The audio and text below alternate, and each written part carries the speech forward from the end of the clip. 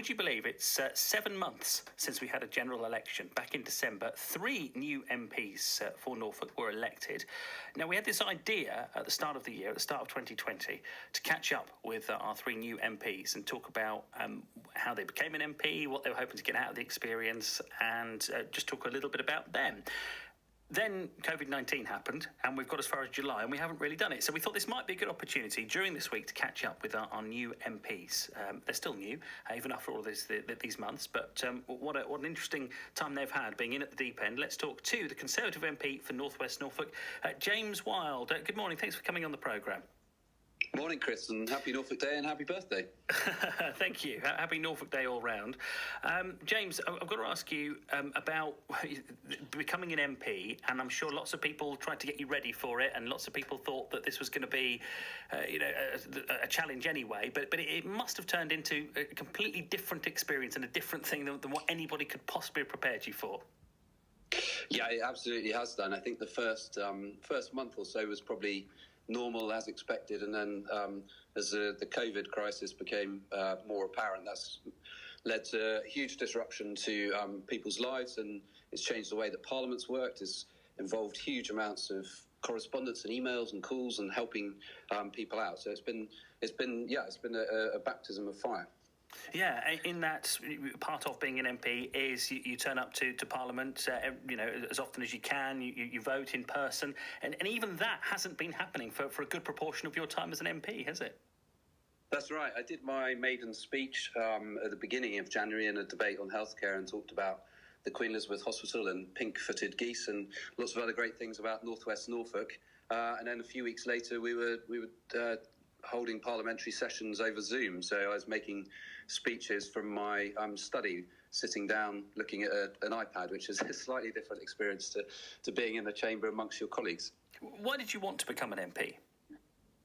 Well, I'm passionate about Norfolk. This is where I grew up, in North Walsham, and I wanted to make a difference and help improve people's lives. I've been lucky enough to have a number of roles within the Business Department and the Ministry of Defence and Department for the Environment and Energy, and I thought I could use the experience I'd got there.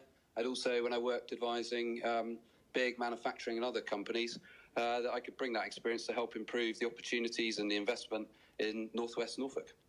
Now, of course, it's called politics for a reason. How much do you have to compromise? How much of your sort of beliefs do you have to sacrifice slightly to get to the point where you can become an MP?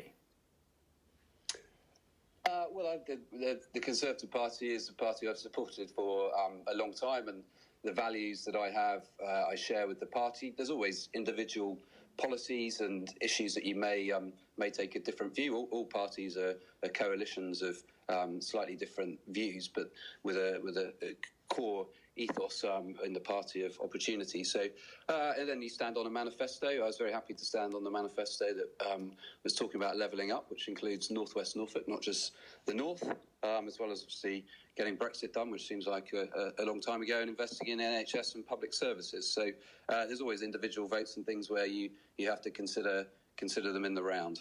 Yeah, you have to choose the things that I suppose you really want to stand on a personal note, don't you, when you become an MP? And there are certain things, of course, you vote with the party on, but there must be some things where you have to draw a line and vote with what you truly believe in.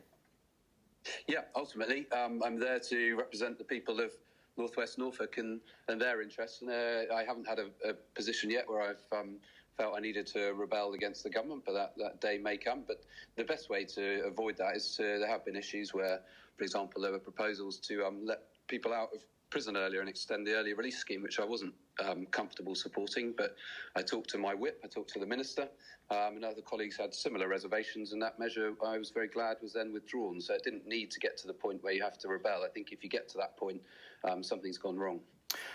How well do you think the government has handled the pandemic? I think we're dealing with an unprecedented situation. I think the government's done pretty well.